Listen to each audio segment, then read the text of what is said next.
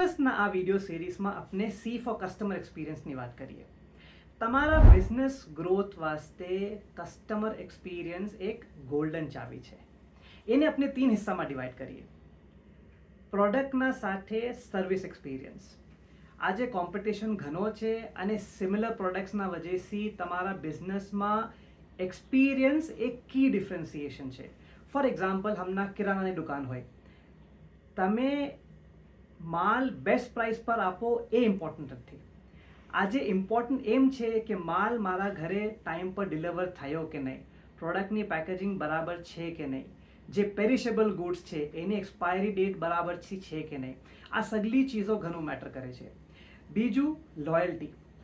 તમે એમ એક્સપેક્ટ કરો છો કે તમારો કસ્ટમર વારંવાર ફરીને તમારી દુકાને આવે ને તમારો માલ ખરીદે. ફોર એક્ઝામ્પલ, હમણાં એક ગાર્મેન્ટ સ્ટોર હોય, શું તમારી રિટર્ન પોલિસી ઘણી ઇઝી છે? શું તમે તમારા કસ્ટમરના પર્સનલ પ્રેફરન્સને યાદ રાખો છો? અગર કોઈ કસ્ટમર તમારા પાસે ઘણા દિવસ પછી આવ્યો હોય, તમે એનું નામ યાદ રાખો છો? આ નાની નાની ચીજો ટ્રસ્ટ બિલ્ડ કરે છે અને લોયલ્ટી બિલ્ડ કરે છે.